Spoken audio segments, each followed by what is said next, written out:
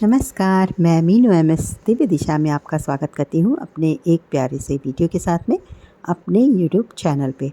और जैसा कि मैं आपके साथ में शेयर करती आ रही हूँ कई सारी कहानियाँ जो कि कार्तिक महीने में हर दिन की भी कहानी होती है और बहुत सारी कहानियाँ होती। जब तक कार्तिक पूर्णिमा ख़त्म नहीं हो जाती तब तक बहुत सारी कथाएँ होती, बहुत सारे त्यौहार होते हैं।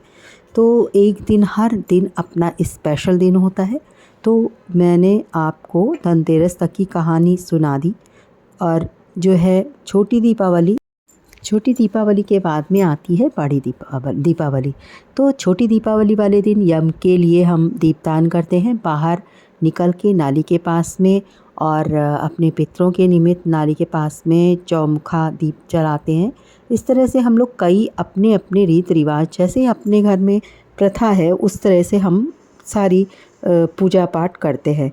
और कई लोग दुकान में जाके या फिर कई लोग अपने घर में भी छोटी दीपावली वाले दिन भी लक्ष्मी जी की पूजा करते हैं। लेकिन अब आगे जो है मैं बड़ी दीपावली की कहानी सुना रही हूँ।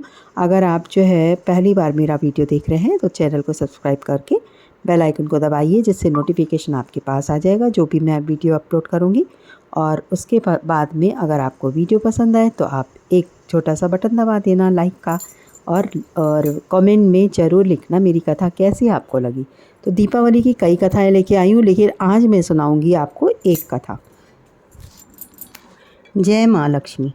तो ये है पहली कथा। एक भाट के 7 बेटे थे। वो बहुत गरीब था। अपने बड़े बेटे का विवाह करने के बाद वह नहीं रहा। बहू का गौना नहीं हुआ था। सातों भाइयों में बड़ा प्रेम था। घर में माँ भी नहीं थी, अतः घर गृहस्थी की व्यवस्था करने वाला कोई भी नहीं था।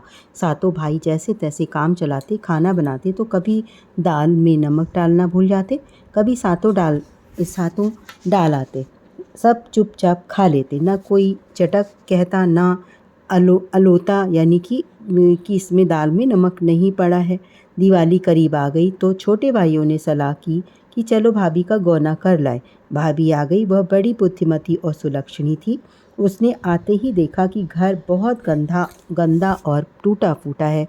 सब जगह कूड़ा फैला है और मकड़ी के जाले लटक रहे हैं। फर्श गड्ढों से भरा है और दीवालों में जाला लगा है। उसने जाले झाड़े, दीवालों को मिट्टी घोलकर पुताई की, गड्ढे भरे और सब फर्श गोबर मिट्टी से लीप डाला। चौके की पूरी दीवार पर चित्र बनाए। सारा घर चमकने लगा। दिवाली के एक दिन पहले उसने सबसे कहा कि आज तुम्हें बाहर जो भी मिले घर लेते आना। एक देवर ने ठट्ठा किया कि यदि पैर मिला भर जाए तो भाभी ने कहा कि देहरी में पोंछ देना, थूक खंखार लग जाए तो कौरे में पोंछ लेना। एक भाई को मरा हुआ सांप मिला। उसने भाभी को लाकर दिया। भाभी ने उसे छप्पर पर रख दिया। राजा की रानी गहने उतार कर नहाने बैठी। एक चील को उनका नौलखा हार दिखा तो वह उठा ले गई। राजा की रानी मूंद करके लेट गई। राजा ने डुग्गी पिटवा दी कि जो हार ढूंढ कर लाएगा उसे मनचाहा इनाम मिलेगा। चील हार लेकर उड़ रही थी। उसे जब मरा सांप दिखा तब उसने हार वहीं छोड़ दिया और सांप लेकर उड़ गई। बहू ने पैर छूकर हार उठा लिया और सातों भाइयों को बुलाकर उसे राजा को दे आने को कहा। यह भी सिखाया कि कुछ इनाम मत लेना। राजा यदि बहुत जोर दे तो उनसे एक वर मांगना। वर यह कि दीपावली के दिन या तो राजा के घर दिया जले या भाट के घर दिया जले, नगरी अंधेरी रहे। जब इन लोगों ने इनाम लेने से इनकार करके दिए वाला वर मांगा तो उन्हें मिल गया। दिवाली के दिन बहू ने घर को साफ सुथरा किया, सजाया, लक्ष्मी गणेश का पूजन किया और एक खुनिया मूसर लेकर दरवाज़ा बंद करके उसके पास बैठ गई। थोड़ी देर में मैले कुचले कपड़े पहने, दढ़ारे मुछाड़े, दाढ़ी मूछ वाला दरिद्र देवता अंदर से निकले और बोले कि अरे पापिने, तूने मुझे बहुत कष्ट दिया है। मोंगरी से कूटा, झाड़ू से मारा और पोत पोत कर तंग कर दिया। मुझे अब जाने दे। बहू बोली कि तुम मेरे घर के पुरखी हो, घर छोड़कर कहाँ जाओगे। दरिद्र देव बोले कि अब मैं नहीं ठहर सकता, मुझे जाने दो। बहू बोली कितने दिन तो को जाते हो। दरिद्र देव ने कहा, तुम्हारे भर को। बहू बोली कि अंदर जाकर बैठो, ऐसा नहीं कि मैं खाऊं और मेरे बाल बच्चे भूखे रहें। दरिद्र देव चले गए। कुछ देर में लक्ष्मी जी आईं और दरवाजे को धक्का दिया। कहा, दरवाज़ा खोलो और अंदर आने दो। सारा संसार अंधेरा पड़ा है, मैं कहाँ जाऊँ?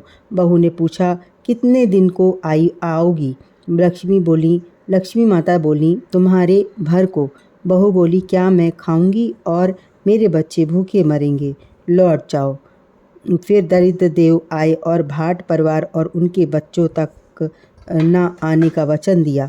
अब बहू बोली कि यह भी कोई बात हुई? मैं खाऊंगी, बेटे खाएंगे, नाती पोते क्या भूखे रहेंगे?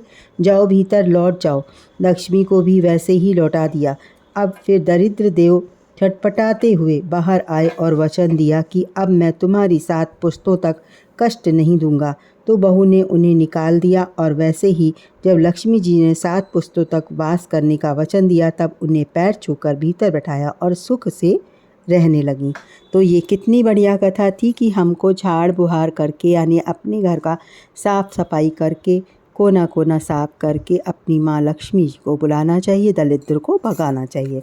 तो ये दीपावली वाले दिन आप पूजा करके इस कथा को ज़रूर सुनिएगा। अब मैं दूसरी कथा के साथ में फिर प्रस्तुत होंगी। तब तक के लिए जय माँ लक्ष्मी, हैप्पी दिवाली। और दूसरी बात, लाइक करना वीडियो मत भूलिएगा, शेयर करना मत भूलिएगा। इसी के साथ में जय माँ लक्ष्मी।